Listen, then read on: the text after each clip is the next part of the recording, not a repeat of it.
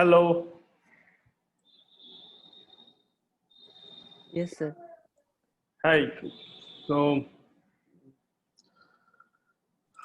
Yes. how was your Diwali? You guys had fun? Yes, sir. Yes, sir. Okay, good. So let's get back to some work now. So, by the way, I have posted the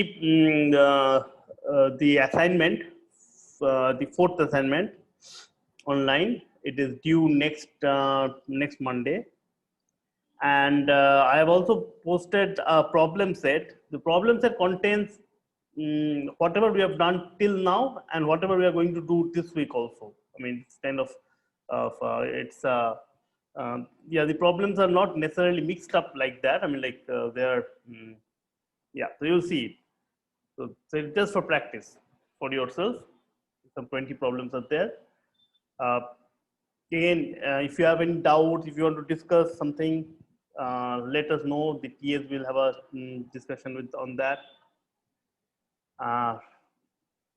Okay. So, so far we have done basically quite a bit of greedy algorithm and some divide and conquer algorithm. So, do you have any questions so far on whatever stuff has been done so far?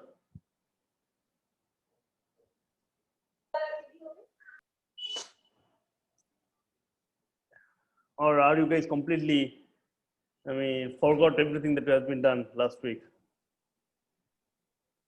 Sir, I have a question regarding the assignment. Okay. Yeah. Sir, in the second problem, it is told that a perceptron algorithm can be used, but if I use some other algorithm, is it fine? It's fine also. If you can find, if you can use some other algorithm, also it's okay. Fine. I mean, you have to give a reasonably. I mean, it's a algorithm that stops in finite amount of time and so on. Yes, sir. Yeah. It's okay.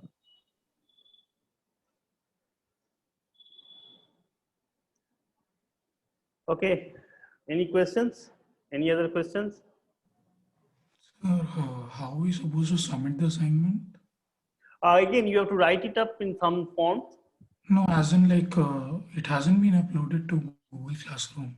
Oh, sorry. I will do that. I will do that. Right. You are right. I have not uploaded it. I will do that.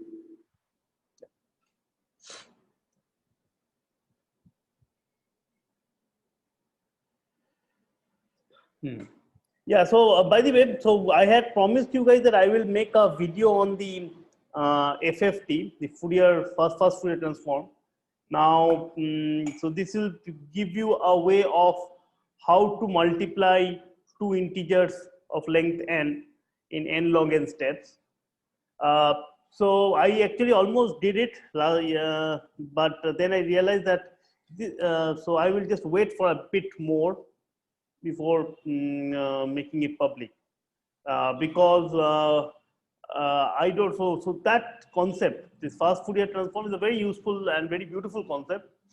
It doesn't use any, so it is more of an algebra or analysis thing, rather an algebra thing, yeah, compared to an algorithmic issue.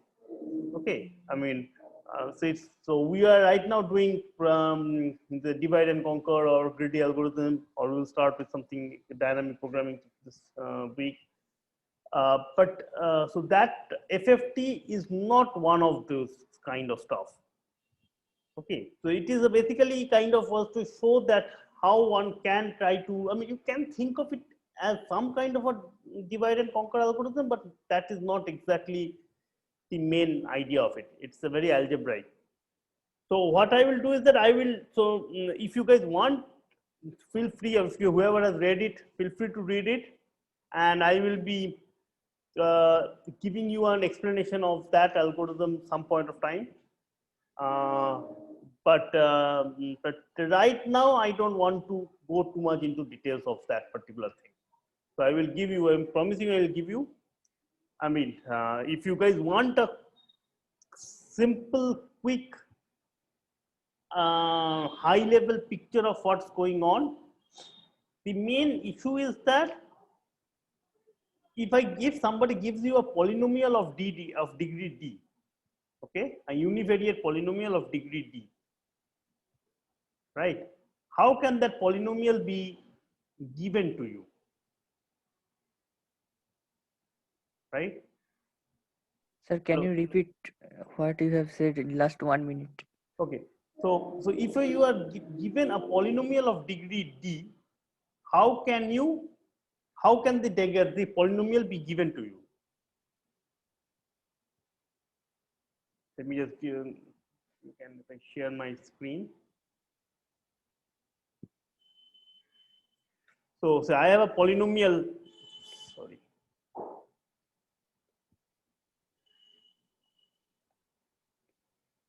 I have a polynomial p of x, which is summation of ai x to the power I equals to 0 to d.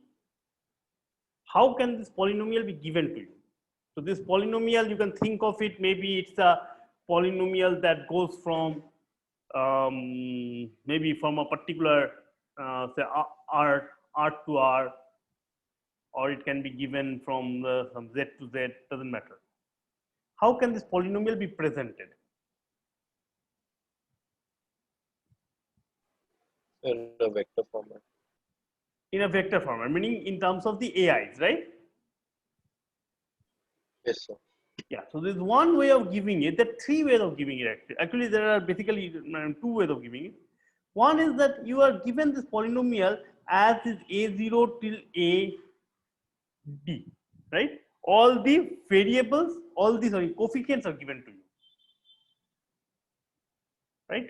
That is one way of doing it. So this is a d plus 1 reals, right? Helps you to specify the polynomial. There is another way of giving it. What is it? Just pick up some set of x0 to xd, some d elements from the real, so d plus 1 element, and evaluate p at all of these points. Note that if I just give you this set here, right,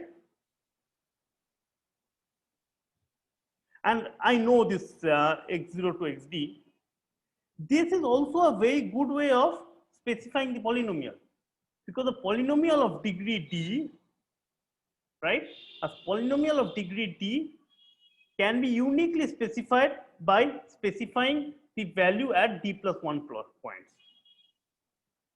Or rather, if I give you the evaluation of a polynomial at d plus 1 points, then you can easily decipher what the polynomial is. There is a unique way of deciphering it, right? You guys are all familiar with this? Yes, sir. This is high school stuff, right? This is also d plus 1 reals. So this is what is called the Fourier transform. I mean, it's not the Fourier transform. I mean, by the correct choosing of the x0 to xd, you can get the Fourier transform. Okay, so basically nothing but a polynomial can be specified in two different ways. So now the main idea of this whole thing is that, okay, so if I have given you a polynomial p of x and a polynomial q of x, and I ask you, can you tell me what is the value of p of x times q of x, or what is this quantity? How do you specify it? Note that if p is given in this form, meaning the coefficients, and q is given in also in terms of coefficients, then to give the coefficients of this will take order d square number of operations or multiplications, right?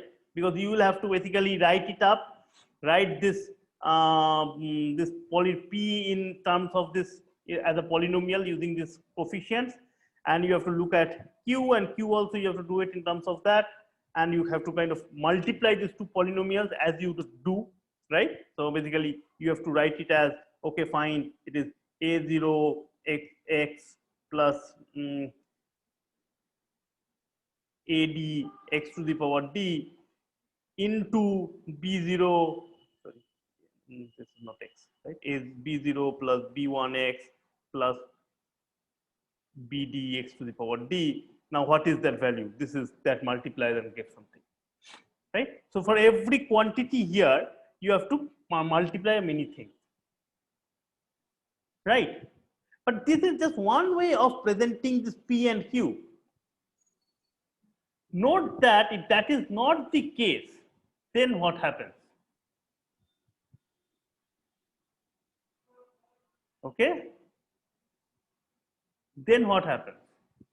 If I have, so instead of that, if I present P as a evaluation of P at some set of points, I present Q as an evaluation of Q at some set of points, right? P of x0 till P of x something, D or something, and I have Q0 till Q of xd.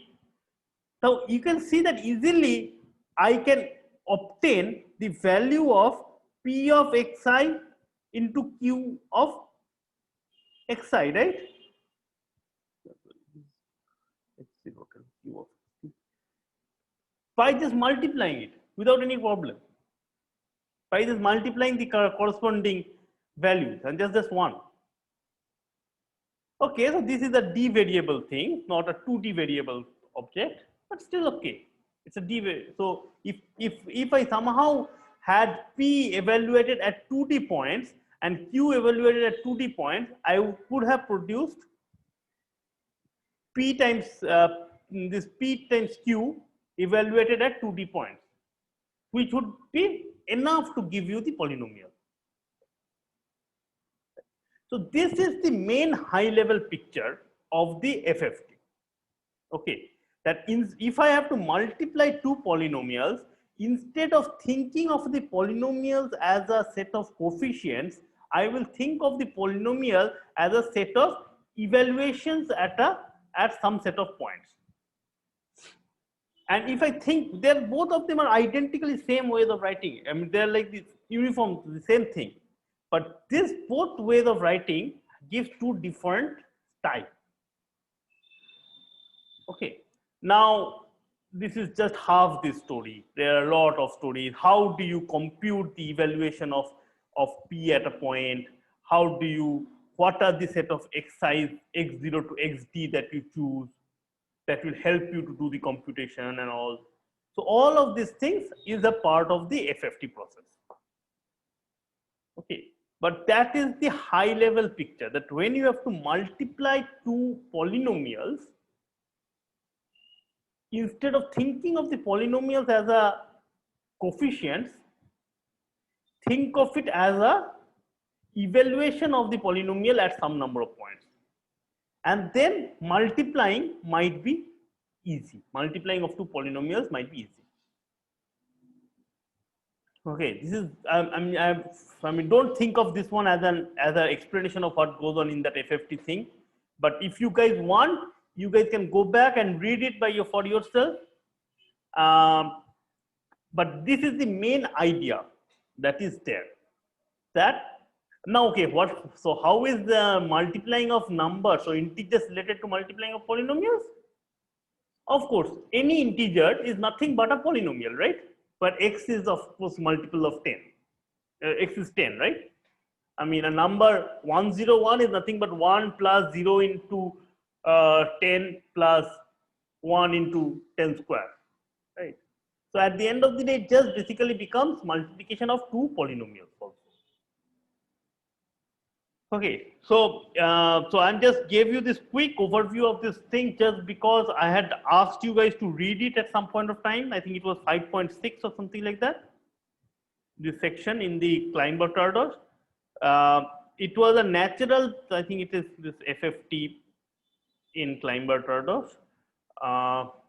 And basically, I must say that it's a very, I mean, the way in which Klein-Bernard was thought about is that the FFT was a natural extension of the Karatsuba algorithm. So Karatsuba algorithm is a divide and conquer algorithm for multiplying two integers, but you can do even better than that. You can do much more than that. And if you think of it, if you go over that proof, whole proof, you will see that there is some divide and conquer technique that is going on there.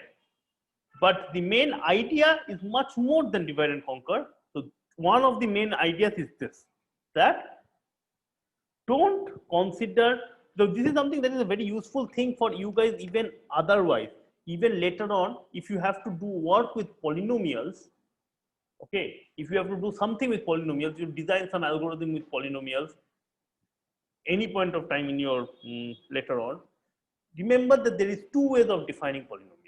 One is using the coefficients, two is by evaluating the polynomials on a set of points. And certain things help in other things. Okay. I mean, sometimes this representation is easier, sometimes that representation is easier. And this is actually the main idea of the whole harmonic analysis also, which you guys have done a little bit of it. Okay, so I will basically go and do a full course on full lecture on this thing, but not now. So till right now, if somebody wants to read it, feel free to read it from the book. If you have any doubts, we can have a separate discussion session or something like that. But I think that if I go into details of that, it will take us concentration from the algorithmic part of this course right now. Okay, so any quick questions that you guys have on this thing or something else? I will be very happy to answer, and then I will move on to the next topic that I want to do.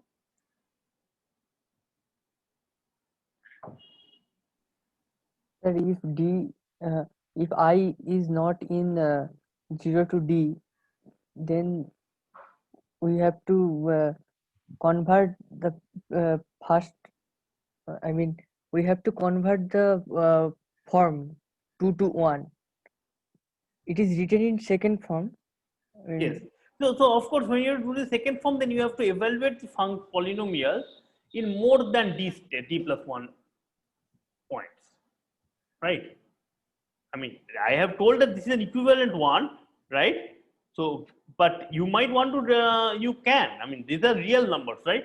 You can easily find more than d plus 1 points. You can find 2d points and evaluate the polynomial in 2d points, right? And if p is evaluated on 2d points, q is also evaluated in 2d points, then you can easily evaluate p times q in 2d points, and that will be enough for you for correctly specifying p times q. Okay.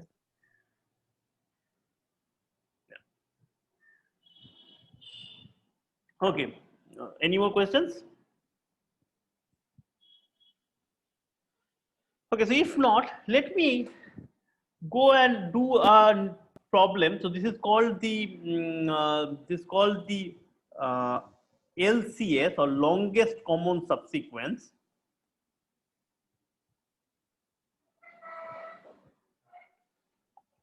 And the way in which I will do it is that I will explain the problem first to you. What is the problem? And you guys will help me solve it.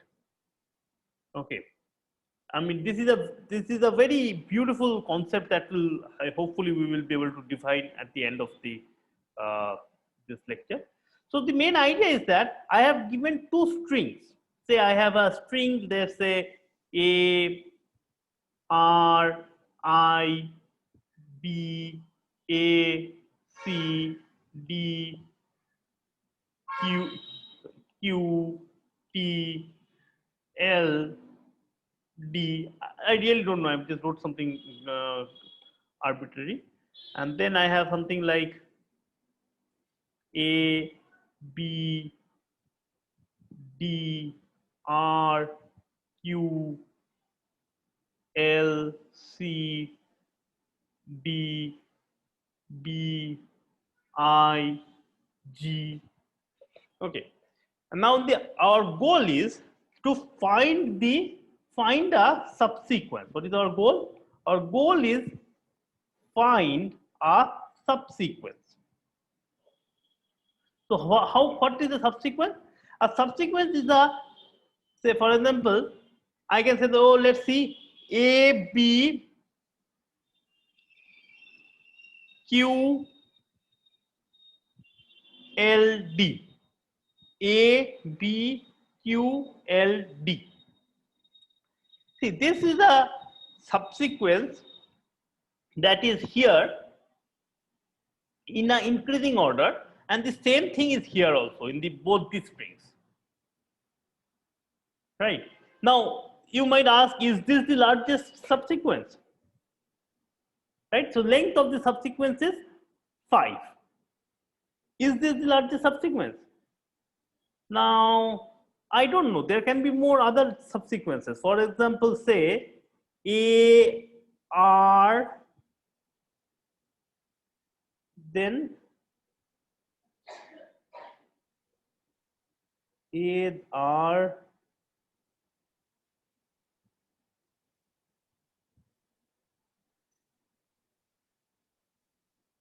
yeah, I don't know. I mean, there can be multiple, there can be other subsequence also.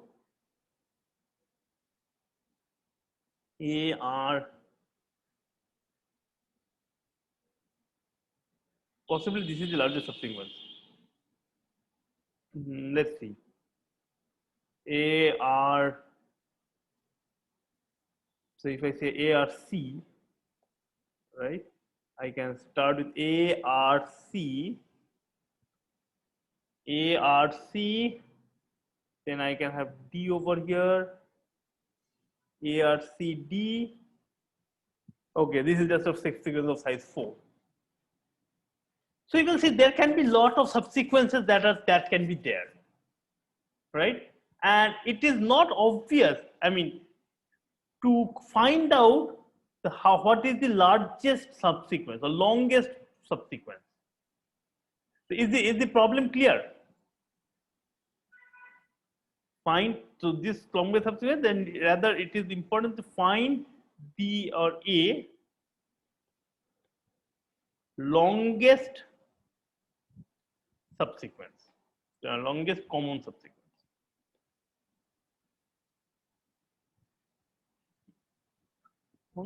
Subsequence. Is this problem clear? Yes, sir. Anybody has any doubt about this problem? Any questions about the problem?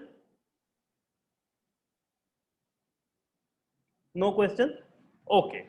So let's say, yeah. Sir, can you explain the increasing order of the subsequence? Yeah, so it has to be increasing order. Subsequent is in the order. Okay, for example, it is not something like, say, I could have done something like this, right? So A, B, D, R, Q, L. So A, B, D, then R, Q, L. This is not a subsequence. Why? So this A, B, D, R, Q, L is the subsequence of the second string, correct? But it is not a subsequence of the first string because it is not increasing, right? I mean, I went from left to right, A, B, D, and then R was not there, it came back. So that is not allowed, right? Fine. Okay, sir. So, I mean, or in other words, you can think of it that this is the thing that you can get by removing some of the letters. Okay. What is the least number of letters that you can remove from the two strings just without changing the order to make these two strings becoming same? Okay, Right. sir. Now, okay. Yeah, so it has to be a subsequence. It is not, I mean, it has the ordering involved in it. It has, and so the idea is that you have been given two strings of length n each. Okay, and you have to find out the longest common subsequence. So say I have this LCS, I have these two strings x and y, and maybe, I mean, in general, who cares about both of these strings to be n? I could have done with n and m. Say maybe just two strings. Maybe say one of them is n, one has a n length, and the other has a m length. Okay, so I have given x, y, these are two strings. X is of length n, y is of length m.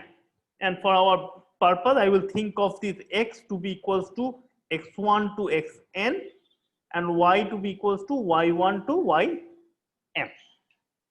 And you have to give me an algorithm that will able to compute this LCS, this quantity. Okay. Now this problem is a very important problem and is used in many places. For example, it is used a lot in genetics, in finding out longest common sequences in the DNA sequences and all those kind of stuff. But for our purpose, we will just think of it as a nice toy problem, and let's just try to solve it. What is the minimum number of steps in which you can solve it? So, can you guys give me suggestions?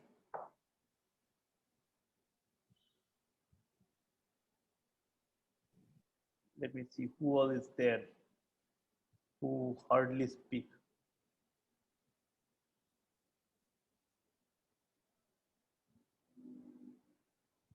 Saswata Naha, are you there?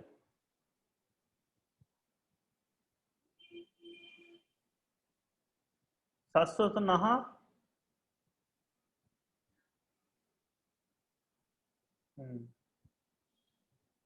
Then Devarpita Bagh. Yes, sir. Yeah, can you suggest some ideas? How can we go about it? We can use 2 pointers for each of the streams. Okay. And when the first pointer in both the strings denotes the same element, we will start the second pointer from the next position. Okay, that is good. But what But about it will take very high time complexity, I think. no, let's not worry about time complexity for now. But if you have the first thing common, then we have I understand it. What happens if the first one is not common? Then what do we do? Then we will fix the pointer for one of the arrays, one of the strings. Suppose we fix for the first string, Right. and we will move the pointer in the second string to the next position. Okay. Okay, I understand your algorithm. Okay, so let me try to explain it too. And after we are done all the elements in the second string, we will move the first pointer in the first string to the next position.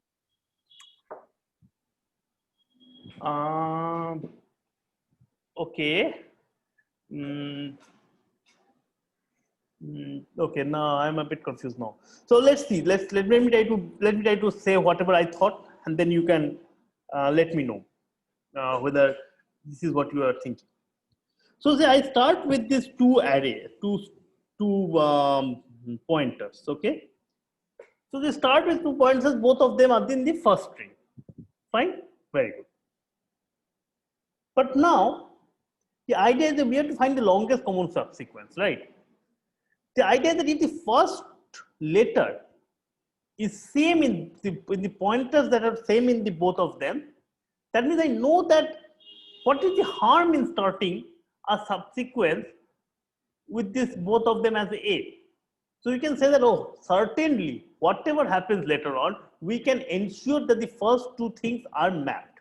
So A and A are mapped, meaning the longest common subsequence, even if if the longest common subsequence starts with A on this particular A, so there will be a longest common subsequence that starts with this A, right? Now again, this is, I'm not giving you the full proof of it, but you can try to prove it. But the main idea is that if both the strings starts with A, there will be a longest common subsequence that starts with A. So very good. So I kind of choose my A in my subsequence. Then I start moving. Okay, fine. Now let's start move it to the next pointer, because both of them are matched. At this point, the first sequence is saying, X is saying that is R, and the next one is saying that is B.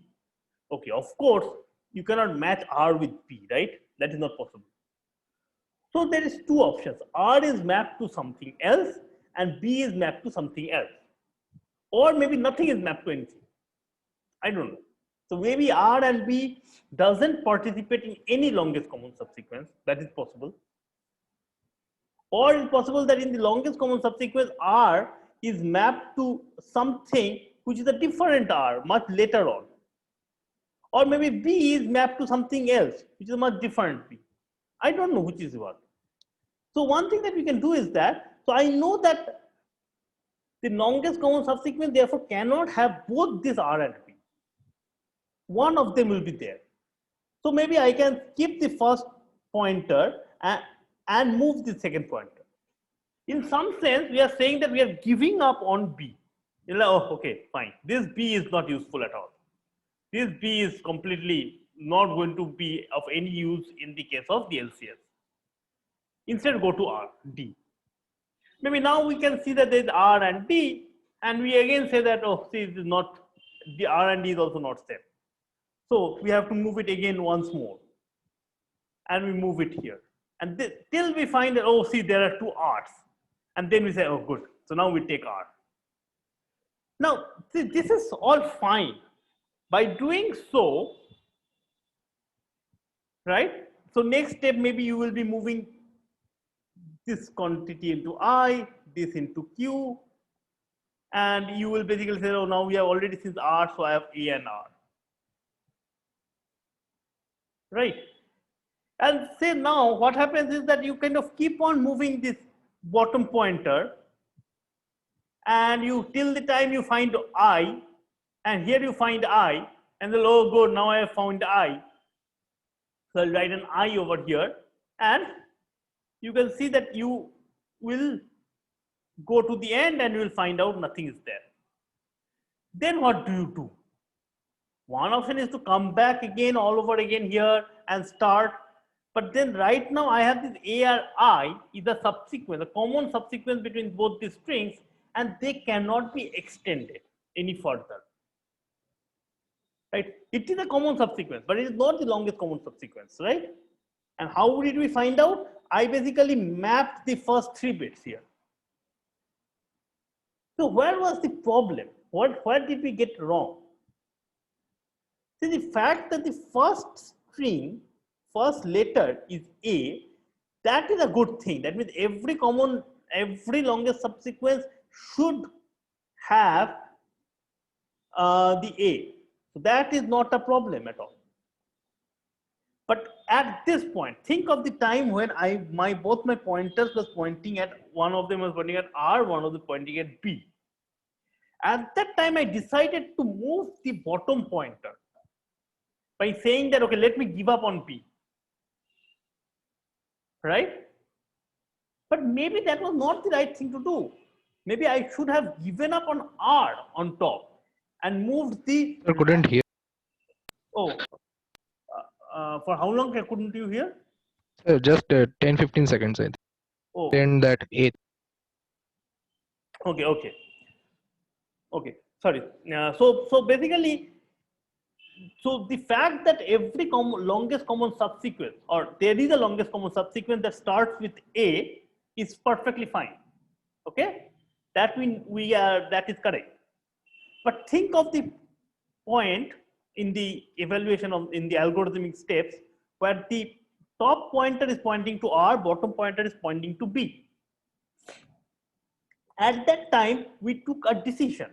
We told that, okay, we will move the pointer at B to go to D. By saying that, I said, oh, see, that means I completely forget B, meaning I don't have, I give up on B. B cannot be part of my LCS on the longest common subsequence. But there was a choice that I made, right? Why did I move B? Maybe I should have instead given up on R and moved the top pointer, right? And given up on R. We know that. So at this point, see, at this point, what is it that we know? That we have to give up on either R or B. One of these two things we have to give up. We cannot have both this top R and the bottom B in my LCS, right? But I don't know which one to give up, right?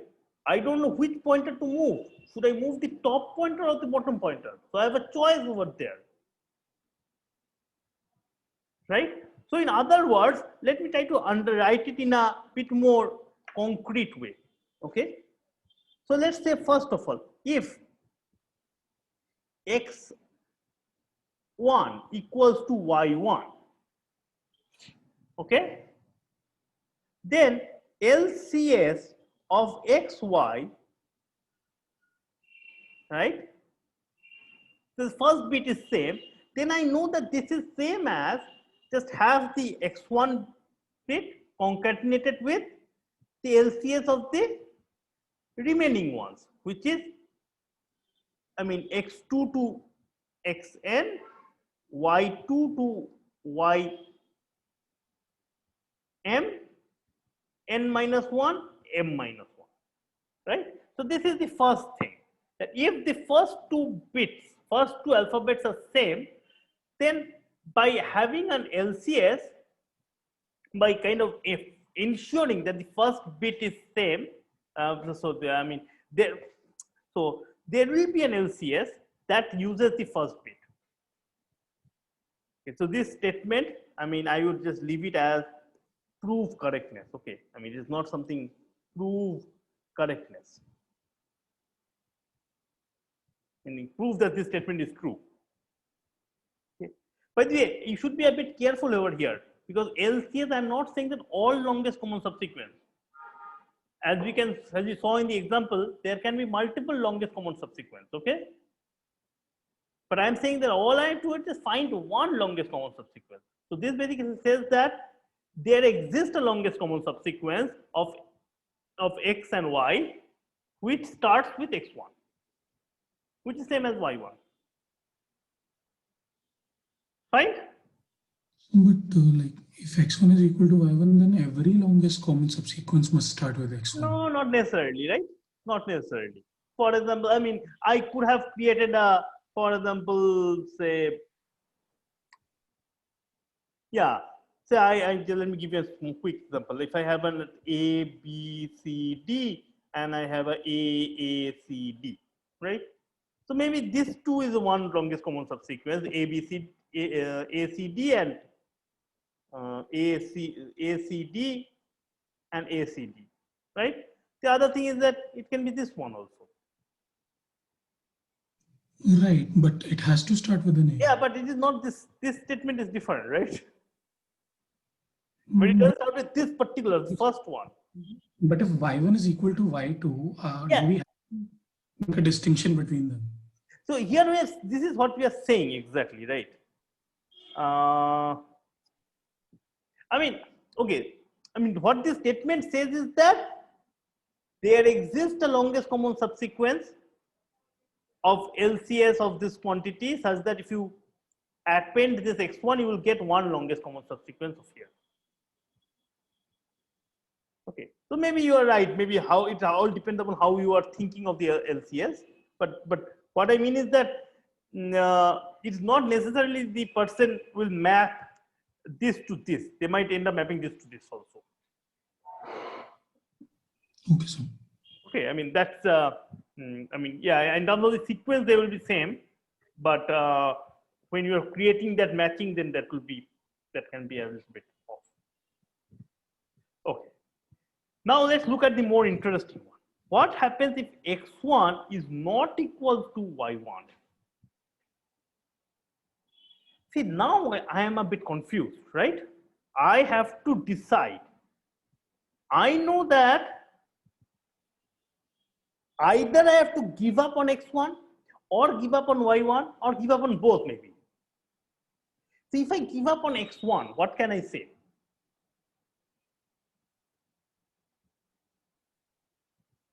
If I give up on x1, meaning say I move it from here to here, that means I am hoping that the longest common subsequence is now between here to here and here to here, right? In this two, I should be able to find the longest common subsequence. I am not worried about R. So this is a possibility, right? So maybe here, what I mean is that if this one is less than this one, I know that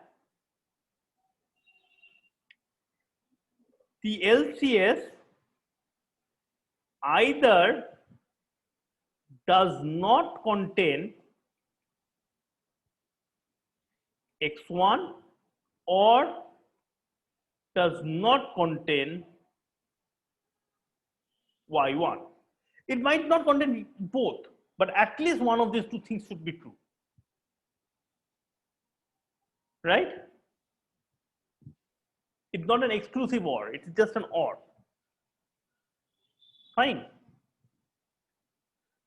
So if it does not contain x1, then what can we say? x1 is not going to participate in the LCS. If it does not contain x1, then what can we say?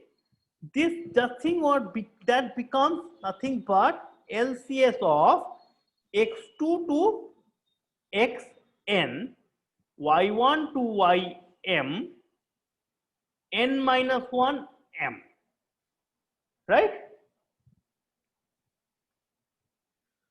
So these two strings, I can give up on x1. And then in this, if this is the case, then this LCS is same as this.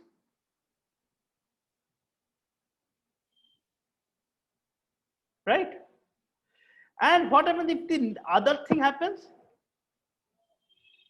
If it does not contain y1, then I have LCS is x1 to xn, y2 to ym, n and m minus 1. Note that this is exactly what was told about the two pointers moving. Which is moving? Which one do we want to move? The left one or the top one or the bottom one? Right? So if this is the case, then LCS is equal to this. If this is the case, LCS is equal to this. But I don't know which one. So what do you do? Take the max. Take the max, right? So LCS of x, y, n, m must be max of LCS x2 to xn, y, n minus 1 m, and LCS x, y2 to y m, n m minus 1. Right? So this is basically, so the reason that we did it is that the previous one that was going back and forth in the of this pointer was not giving us that power, because we don't know. There was a lot of choice being done every step, right? The other option is, of course, completely exhaustive search. When you kind of make the, go for all possible movements. Okay, what happens if I move this one? And basically it will be the exhaustive search algorithm. Look at all possible subsequence that are there, and that is 2 to the power n, right? But instead of that, you can produce something like this. So good. So what we have one is that if x1 is equals to y1, then I do something. Good. Then see that the size goes down by 1 both the times. And if x1 is not equals to y1, then I do something. Okay, so this is if the case of x1 is not equals to y1. Correct? Good.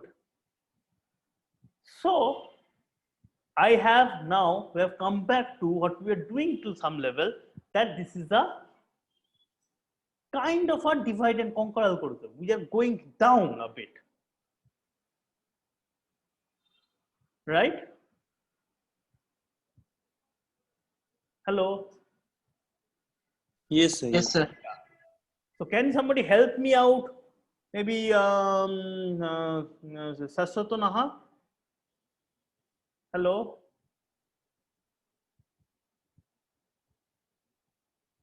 Sugna is not there. Who has now? Who has appeared? Kriti Agarwal. Hello, Kriti Agarwal, are you there? Sir, I'm thinking. Okay, you're thinking. Okay, good.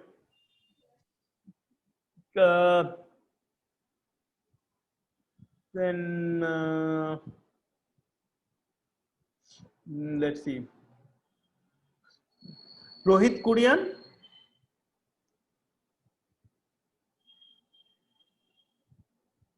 Hello. Not Yes, sir. can you? Okay, so can you somebody tell me actually what is the time complexity now of this thing?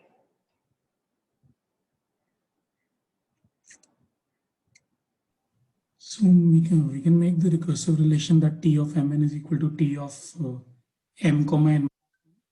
So plus T of Nm is basically say the time complexity for doing it, right? So this is T of n minus 1 comma n. so n minus 1 comma m. See, there are 3 possibilities, right? Either it can be this or it can be this too, right? So it can be either T of n comma n, this quantity, or it can be this quantity or this one, right? But which one is it? So we can just add all of them up because we'll have to calculate all of them anyway. No, And, depends upon this quantity, right? First one can be ignored. First one can be ignored and second. Okay, so in some sense, in the worst setting, you can say that, see, in the worst setting, this is this setting. These two are something that we have to do. Okay? So T of n comma m is basically summation of, so not summation, it's like it's summation, but it is T of n minus 1 comma m plus T of n comma m minus 1. This is like the kind of the worst setting, right? In some sense, say the x size and y size are all distinct. None, they are completely coming from two completely disjoint set of alphabets. In that case, my algorithm will end up producing like this. Can somebody guess how much will be the time complexity of T of n? Sir, can you please explain why plus Tn minus 1 m plus Tn m minus That 1? in the case when it's the worst case that we are doing, right? So worst case meaning what? That we are completely, I mean, say the strings X and Y are completely on disjoint set of alphabets. Okay, so there are no alphabets in common. So in that case, of course, Xi is not equal to Yi at any point of time. So you will always be in this case. And in that case, since it is max, I have to compute both of them, right? So that's why it is the plus. I have to compute this one and I have to compute this one. Right? Yeah, okay. So So can somebody say what is this quantity? 2 to the power m plus n. Yeah, so this is not very good. Somebody pointed out, but I will let you guys go and think of it. That this is equals to 2 to the power n plus m. This is bad. Very, very, very bad. Okay, we did all these crazy, beautiful ideas and all those things, but still we have not been able to make any improvement in time complexity. So why is it happening? Let's try to understand it. Here is a node, okay? This is say nm. To do that, I have to do two things. One is n minus 1 m and the other one is n comma m minus 1. I have to do both of them, right? Now, when I have to do n minus 1 m, I have to do two things. I have to do t of n minus 2 m and I have to do n minus 1 m minus 1. Now, note that m minus 1 m minus 2 you always understand, right? It means m minus I meaning you're cutting off the first I elements from the left, right? So if I just do it like this, the what is the strings x and y is kind of, you can understand it correctly, right? So m minus 2 meaning n minus 2 meaning from x you have cut off the first two terms. And similarly for this one also I have to do it recursively, right? This one will give me what? N minus 1 m minus 1 and n comma m minus 2. And similarly I keep on doing it, right? And you see that the number of nodes that will come up in this tree will be how much? Will be actually 2 to the power n plus m. Can somebody say how many nodes will be there? This will be 2 to the power n plus m actually. But do you guys, so is this clear why it will become 2 to the power n plus m? Yes, sir. Yes, sir. Number of nodes, right? But do you think we can somehow reduce the number of nodes? We can store the answer of n minus 1 comma m minus 1. We won't have to recalculate it. This is a very important thing. It is here in the picture. Note that this one and this one are same, right? So in the case of algorithm, we are going to say that, oh, compute LCS of n comma m. You are saying that, okay, go and compute the LCS of this and go and compute the LCS of this. Now, when the LCS of this has to be computed, you are saying that, okay, go and compute LCS of this and LCS of this. Very good. But again, when you have to compute this one, you say, go and compute the LCS of this and LCS of this. But see that this one has already been computed earlier. And if you think of it, how many nodes can there be? This is nothing but total number of nodes possible is I comma j, where I is between n and 1 and j is between m and 1, right? Or 0 say. So the total number is how much? How many distinct nodes can there be? Summation 1 to m plus n. If I is between 0 to n, j is between 0 to m, how many ij's can there be? N plus 1 comma, times n plus 1. Right, the total number of distinct nodes is just nothing but m plus 1 into n plus 1. But the tree has 2 to the power m plus n nodes, right? And this is the main idea, that this tree actually is a massively big tree, but why do we need to go and compute them all over the place when the total number of distinct nodes is this?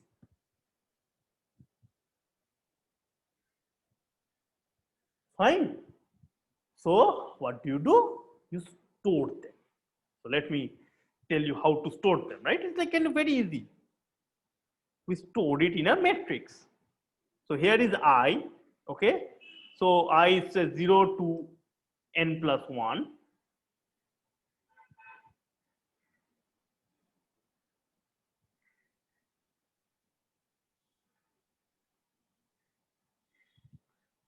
Actually, it should be 0 to n, actually, that's fine.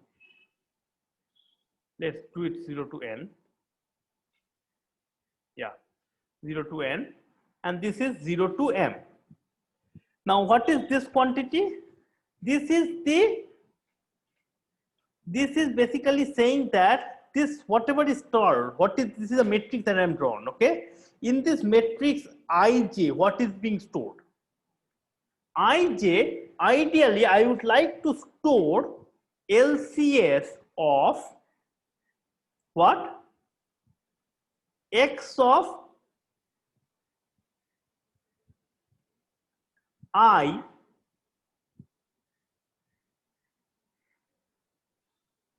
to xn, right? Y of j to ym.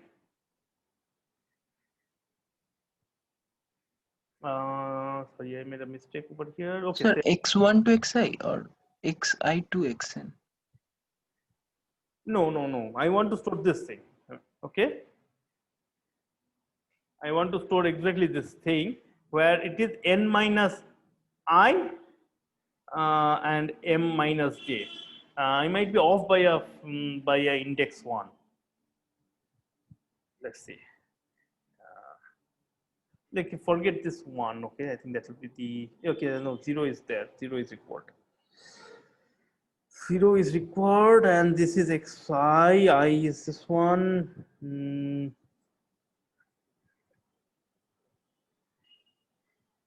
Okay, let's think of it this way. Okay. Okay. So I mean, you can forget this last terms here. This term you can forget. But the main idea is that Aij will have the LCS of the all but the I terms and all but the j terms. All but the I terms of x and all but the first j terms of y. Okay. And now think of it. If I have to compute any particular case here, what is this? I want to compute Aij. What is Aij?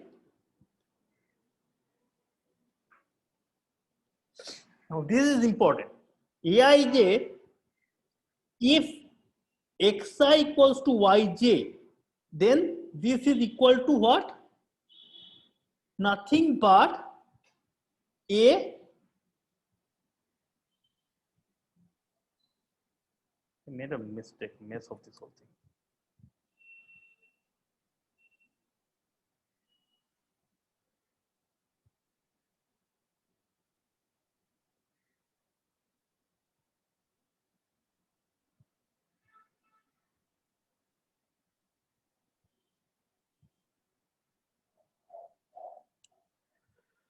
What did I do here?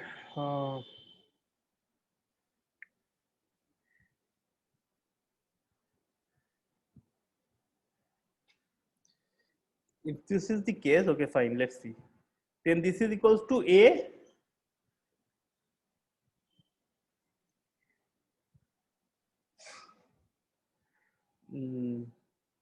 I plus 1, j plus 1, right?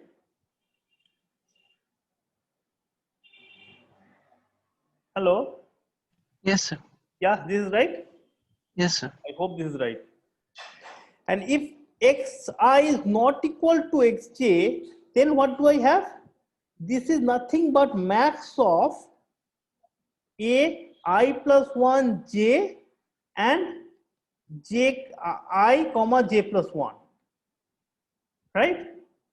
So in other words, if I have to Yes, sir. write this value, if xi equals to xj, so let me see.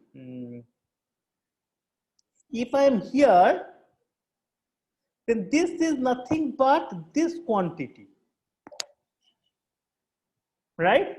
And if I am here,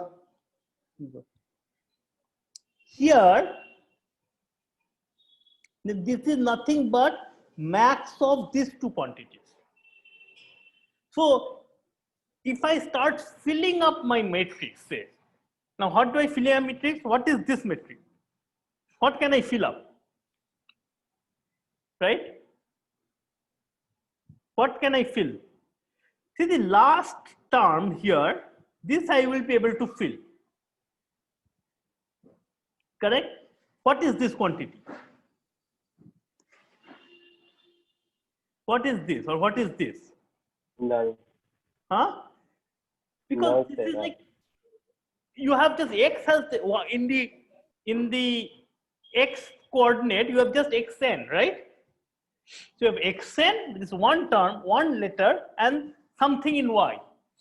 So all you have to do is that go and try to find out if xi is in part of yi. So this is the base case, right? In the base case is that a n j. What is a n j? A n j is basically LCS of x n y something, right? Yj to ym. And this is nothing but equals to xm if xn is in the yj to ym and empty otherwise. Right? It's the longest common subsequence between a string and one letter. So the letter, if the letter exists in the string, then you have the LCS to be that that quantity, else it is the empty string. So each of this last column you can fill with polynomial number of steps, right? This can be done in polynomial number of steps. And similarly, the opposite, AIM, this is nothing but LCS of xi to xn and ym. And this is exactly same as the other one. This is equals to ym if ym is in x1 to xn and null otherwise.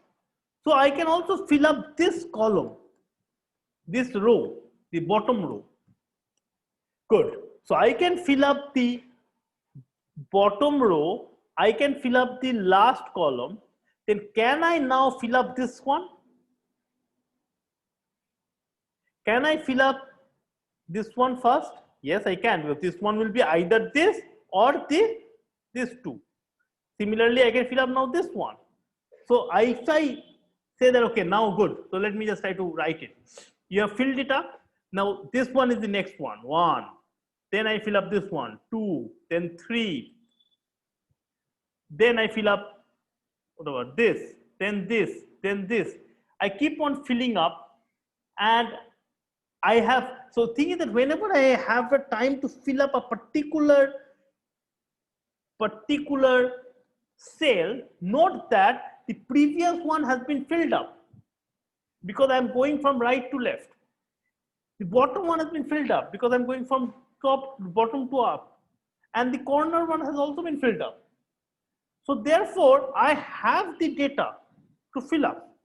So I fill up the bottom one, the last column, the last row, fill up the last column, and now I slowly fill up one by one till I fill up here. So every cell, so there are m plus 1 into n plus 1 cells. For every cell, I have to do only 3 or 4 computations, right? 3 or 4 steps, because I have just taken the max of these two, or I have to look at this one. And at the end, I fill up this. What is this? This is nothing but LCS of the whole thing. So this is my final output. So this one is LCS of x1 to xn, y1 to yn, and this stuff. Right? So all I have done is nothing but exactly what was done here.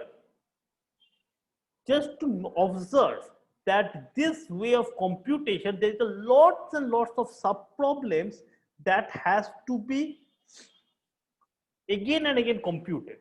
So instead of computing again and again, I told her, okay, good. Let me just go and write it up in a table, and I will reuse it. Okay. So this technique is what is called the dynamic programming. This is called dynamic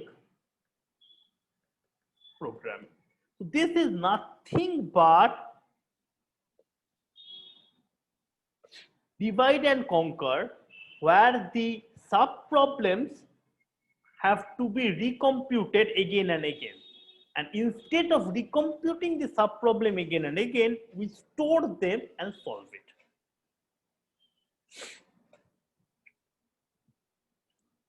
Is the idea clear? What happened?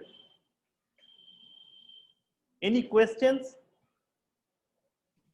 So can you go to the tree, please? Yeah.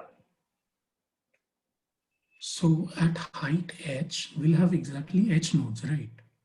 At height h, you'll have 2 to the power 8 nodes. After the combining process. After the combining So- process, how many distinct nodes you are saying? How many distinct Yes. nodes? Height h, I think it will look like Pascal's triangle. Yeah, possibly, you're right. Yeah. Right. So the total number of nodes and the total height is Height n h plus n. might also have a same number of nodes as height h plus 1. They might have repetitions there also. I don't think so. I think every new height will add exactly one more node. Since see, so the middle two combine, right? And in the next height, we'll move all 3 of these to the right, and we'll add one more node to the left. Okay, I have to think about it, but see, I mean, at the end of the day, you cannot have other than this set of nodes, right? That much is kind of clear. Basically, I was thinking that the total number of nodes should. Maybe the way you're calculating will end up becoming like this only. But these two sums aren't equal. These two quantities aren't equal. So it has to be equal to some level. So somehow, why is it not equal? Oh, because height h, it will matter after some time. You are right that this is how it will grow, but after some point of time, I think it will. Yes, sir. Because Down. Yeah, go ahead. Hello. one node will be in or 1 comma something, then we cannot go further from Okay, there. yes, right. So it is not Negative- a complete tree. It's not a complete tree. Yeah, it will be actually triangle, and then lower part will be a Another triangle whose yeah, I mean whose base is exactly. upper than the Yes. So this is not a complete triangle. This will be kind of as soon as the x node or the y node, the x coordinate or y coordinate becomes 1, that tree will stop right there. Yes, I got it. Yeah.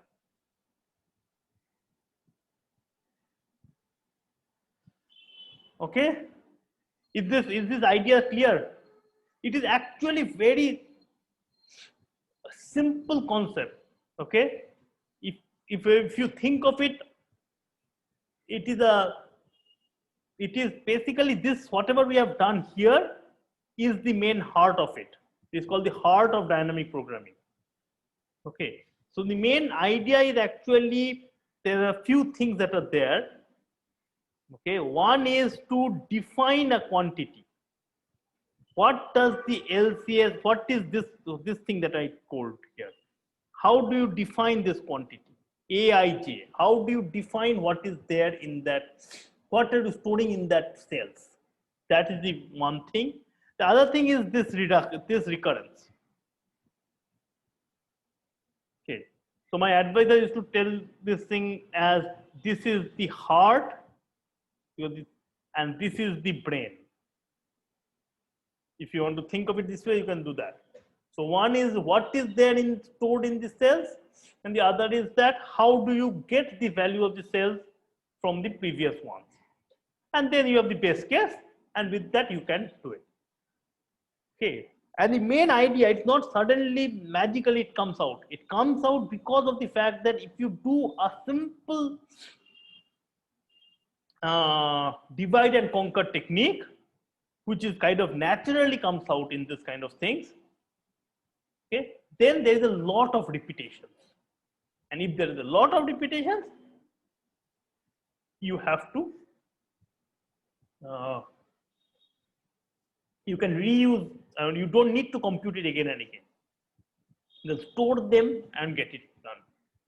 So at the end of the day, writing a dynamic programming is very simple, because it's all that is there in the last thing. All the rest of it was just given to give you the idea about how to get it.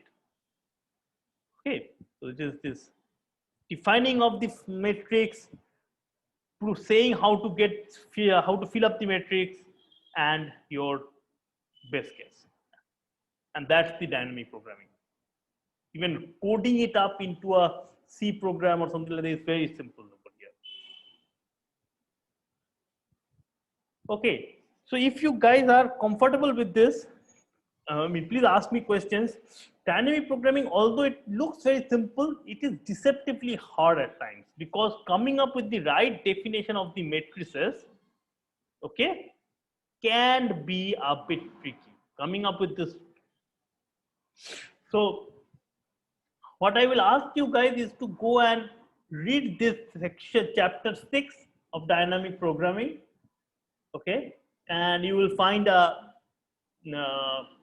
lot of these various examples that will be tried out, okay, and feel free to try it out yourself first and then read it or something. I would suggest that the best way of reading it is that instead of trying to immediately go and see how they are solving it, first read the problem. What is the problem? And then try to solve it yourself. Of course, you have the book. If after some time you are not making any headway into it, then you can start looking at the book and try to read it. Okay. So next class is on Thursday. I would expect you guys to go over this chapter, at least some bit of it, so that I can take more questions from you guys on this dynamic programming. Okay, and we might do some more other dynamic programming examples for practice. In the practice problems that has been posted, also there are quite a number of dynamic programming problems. Okay, so just to recap whatever we have done, dynamic programming is nothing but a clever way of doing divide and conquer. If you can produce a divide and conquer where you have a lot of sub problems being solved repeatedly, then you can use dynamic programming to solve it. And the main idea of dynamic programming is filling up a matrix. Okay, it can be a matrix, it can be a one-dimensional vector, it can be a three-dimensional matrix, it can be a lot of things. Okay, and by doing so, you will be able to. And the main idea is that what do you store in the matrix, and how do you? This is basically the breakup of the problem, right? This is the recursive definition. This is exactly where the connection between dynamic programming and divide and conquer comes out. Hello. Yes. Yeah. So any questions? Sir, so we can apply dynamic programming on any, if we come up with any recursive algorithm to any question. You can, of course. And but thing is that if the recursive algorithms are not solving the same sub problem again and again, then dynamic programming is not going to make you any big difference, right? Then storing some data is not very useful, Okay, sir. right? I mean, So then you they can, should solve the same sub problem. yeah, anywhere when there are sub problems where, I mean, when you do a recursion, there will be a lot of sub problems that comes up, right?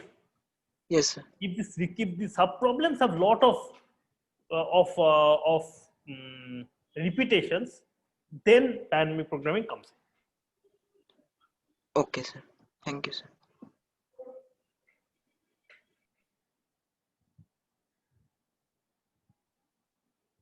Okay. Any other questions? Okay, so in that case, let's stop here. I really request you guys to go and read that chapter, read it for yourself, try to solve some problems, feel it. It is, although it seems simple, but you have to do it. It's practice is the only solution for this thing. Okay, and by doing so, you will be able to somehow. We will do it more and more. I mean, you will get. It is pretty amazing actually. This whole concept and the problems that you solve here.